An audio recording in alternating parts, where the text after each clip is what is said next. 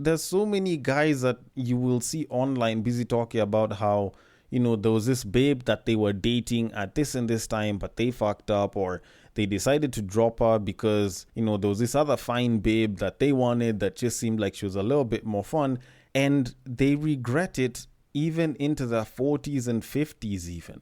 Like, they talk about how, like, the one babe that they didn't give a chance to, or the one babe that they took for granted. The royal penis is clean, Your Highness. Welcome to the Breaktime Podcast, where I talk about love, sex, and relationships from a guy's perspective, as well as a bunch of other guy shit. The man on the mic is a man whom I find it hard to breathe if you've got that asthma. He is also a man whose sickness for the thickness prevents him from skinny dipping. It is none other than your tall, dark, and mildly handsome man, Sir Denver B. And I'm back. I'm actually back. Oh my goodness, the podcast is back online. Like, oh my word. I honestly can't start talking about, it just feels like it was yesterday and like this already felt normal. Like, I'm not even gonna lie to you guys. Like, first of all, the mic had dust. And you never really know that you haven't been, doing something that you were doing for quite a long time, up until it gets to a point and you realize that the routine that you used to use, you can't even remember it anymore, which is basically what I've been going through. Also, like, even me just like sitting down and like doing the intro the way I normally do, like, it took a moment for me to kind of remember how to do that. Like, it's something that's been a while, and honestly, I've never had a break for as long as I've done. Give or take about 3 months isn't very little time. Like, it's actually quite a bit. And well, in as much as I did miss recording, in as much as there were so many interesting stories that were like really blowing up over the past couple of months, and I really wanted to get into them, I kind of had to maintain the break for particularly obvious reasons, like I explained on episode 546. The whole me having reasons to take the break and all.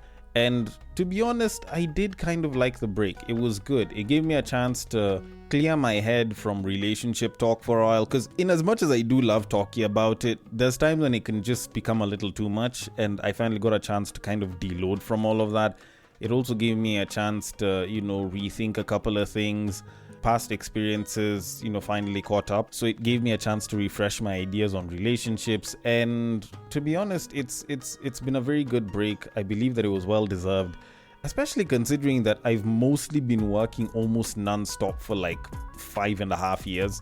So getting a chance to do that was actually a well-deserved break, in my opinion, at least. Even better than the one that I took when I hit episode 500. But all in all, it's not like y'all decided to listen just because, I've come back. Of course, I did not come back empty-handed.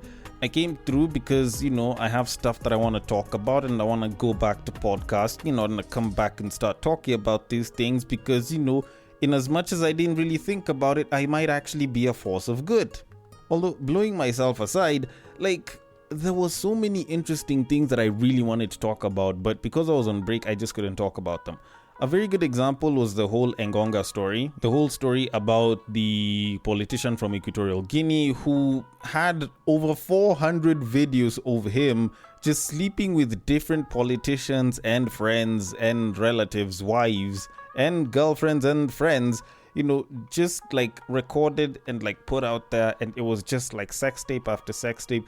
Like, I bet out of every single person that has seen some of those videos, you probably haven't seen all of them. Like, it's so bad that every single time I end up stumbling on a random Telegram group, there's another video that I haven't seen to this day. But anyways, all in all, like, that was a very interesting story, and I really wish I could have covered it, because that was like the epitome of greed, if I can put it like that. Or addiction, even if you would probably think of it in that sort of way. Like, of course, some people claim that, it was used to handle debts and all, but like, there's definitely things that should be looked at when you kind of look into that entire story of the guy. Now, of course, a lot of guys do look at that guy like he's the African Johnny Sins and all. And, for the most part, I feel like guys are just spectating, but they aren't really thinking about this like intrinsically as like an example to really emulate.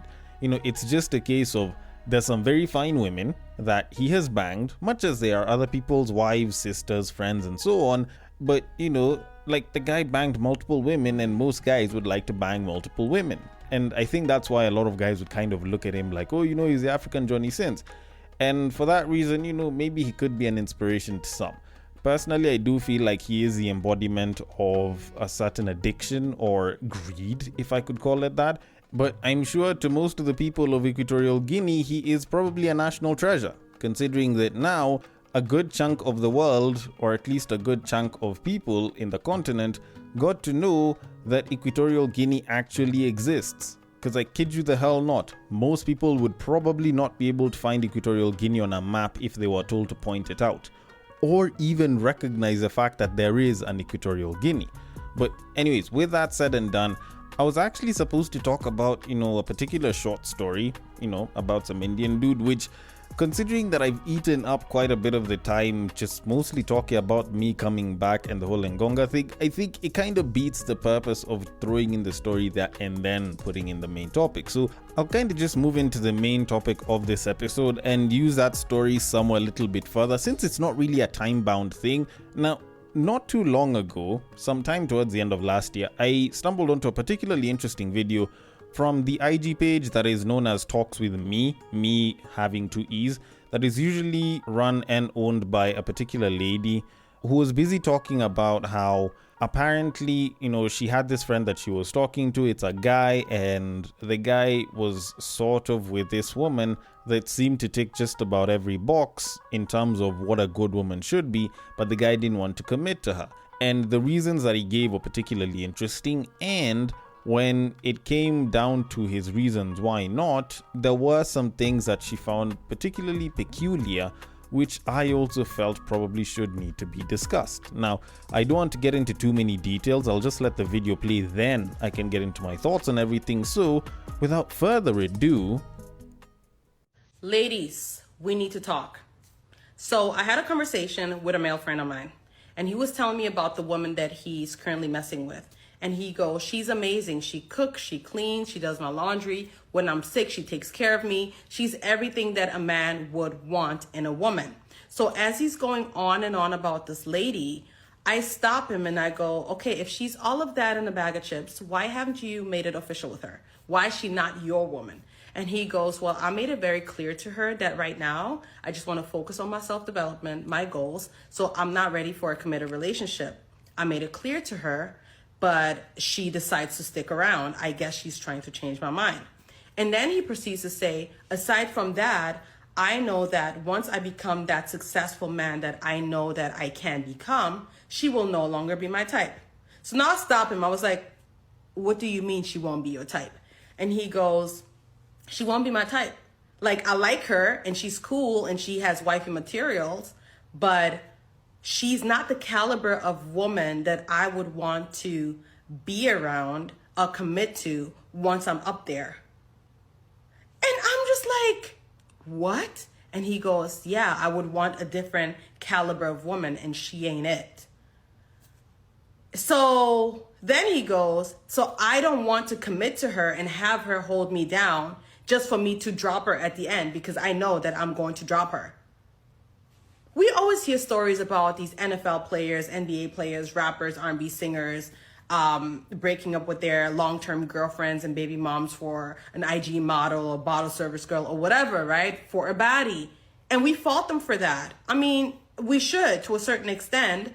But then I'm just like, if this woman decides to stick around, although he already made it very clear that he doesn't want anything, and she's looking at it as a challenge, like, okay, I'm going to change your mind. Who's really to blame? Why do we tend to do that as women? If a man tells you he's not ready or he doesn't want it, why can't we just fall back and keep it pushing? Why do we look at it as a challenge? Y'all need to explain this myth to me because I just don't understand why we do that. This girl is just setting herself up for heartbreak. I don't get it. I really don't.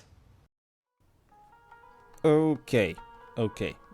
So this is a particularly interesting precedent.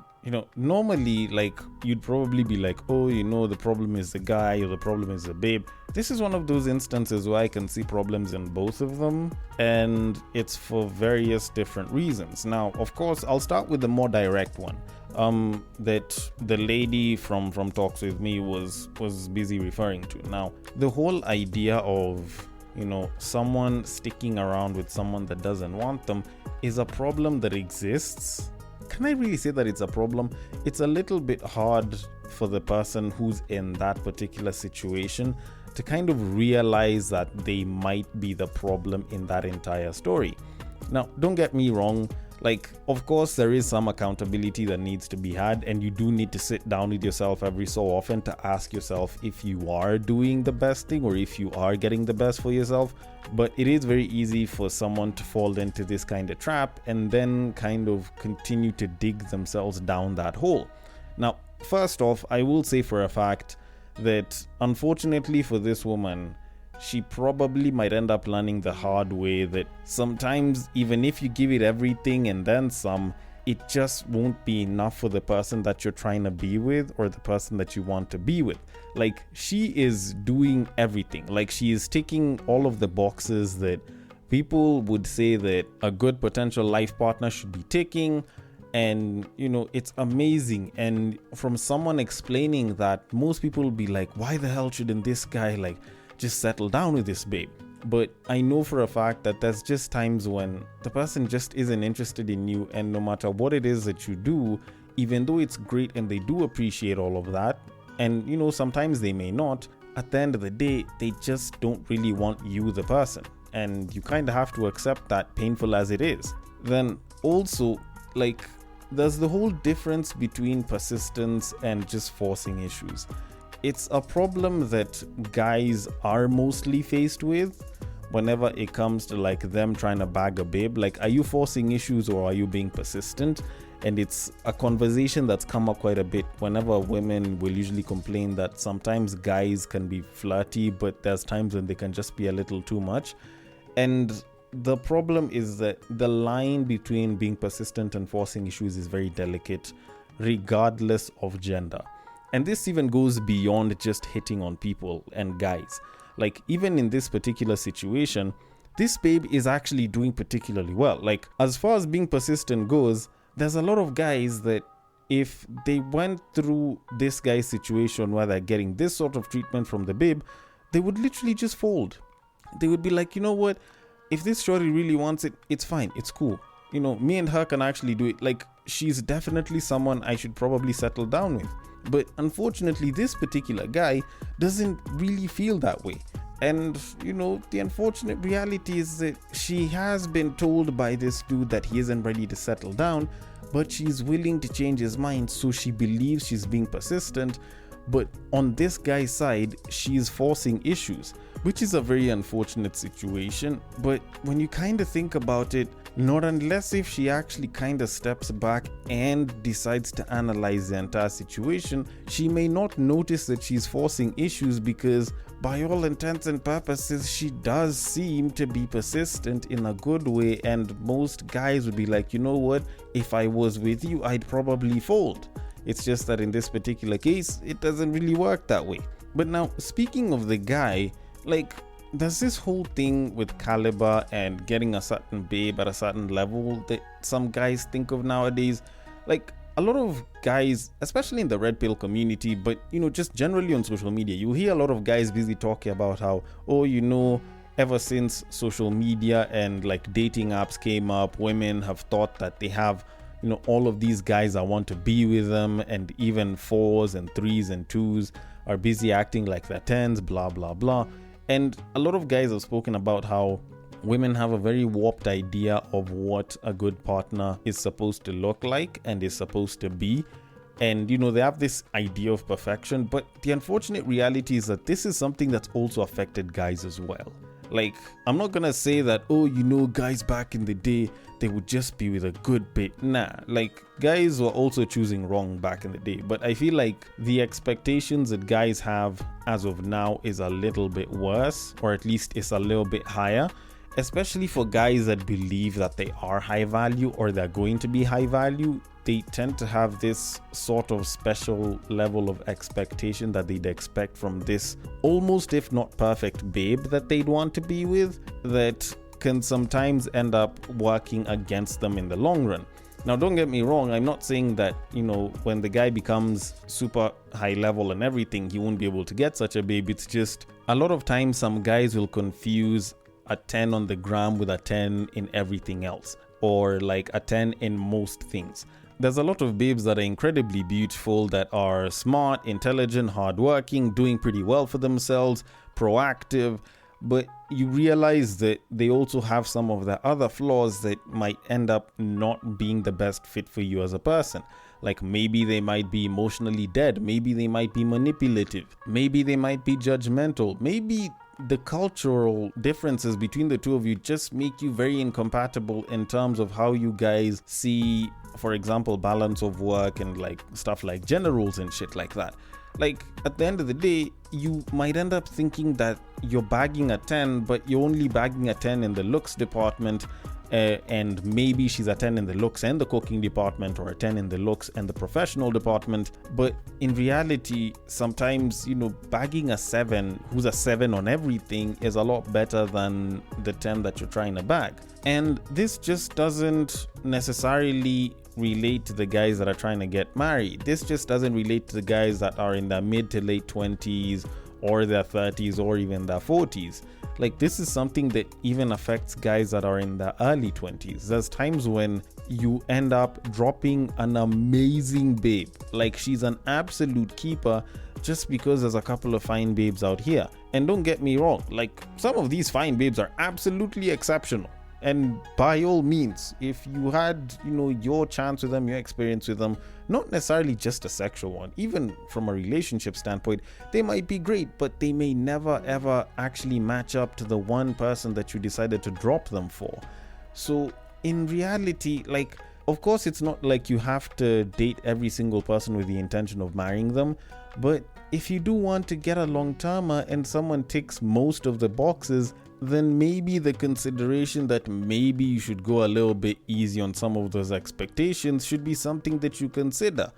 Like, there's so many guys that you will see online busy talking about how, there was this babe that they were dating at this and this time, but they fucked up, or they decided to drop her because, there was this other fine babe that they wanted that just seemed like she was a little bit more fun, and they regret it even into their 40s and 50s even.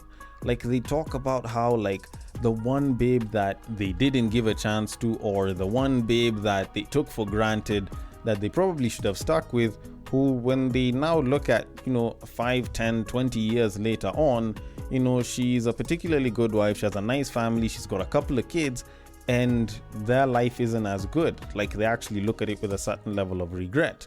You will see such stories on the internet, not on a regular, but every so often you'll stumble across such stories if you actually do look for them. And it's a very clear indication that sometimes you might be thinking that I probably would be better off with another babe, and yet you have something very solid going on, and yet the reality of it is, just because the grass looks green on the other side doesn't mean that it is.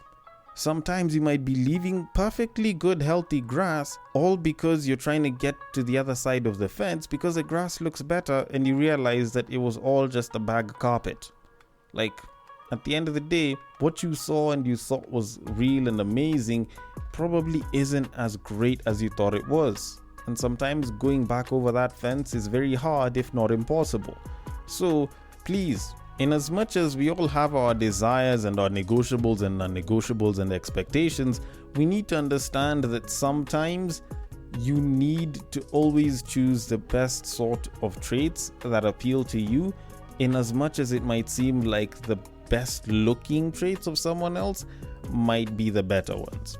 And this cuts across both genders actually. And to conclude all of this, I'll just tell you that, go where you wanted. And if you're unsure if you really want it or not, just do a little bit of checking. I'm not saying you should test someone, but just do a little bit of checking to see if this person is genuinely interested. And if you do not have any ideas and you cannot think of any, just ask them straight up. I am sure that the number of people that will lie to you that they need you aren't that many, and even if they aren't that convincing for a very long period of time. Also, stop leading people on. Just saying. Although, then again, I might be wrong about this, just the same I could be wrong about so many other things, so I want your thoughts on it. The DMs are open. On IG, it is at The Breaktime Podcast. On Facebook, it is at The Breaktime Podcast. And on X, it is at Bagaka the D. Thank you so much for listening all the way till the end, and I will catch you guys on the next break. But what I believe is that if you put a pastor and a prostitute in one room, one is likely to convert the other.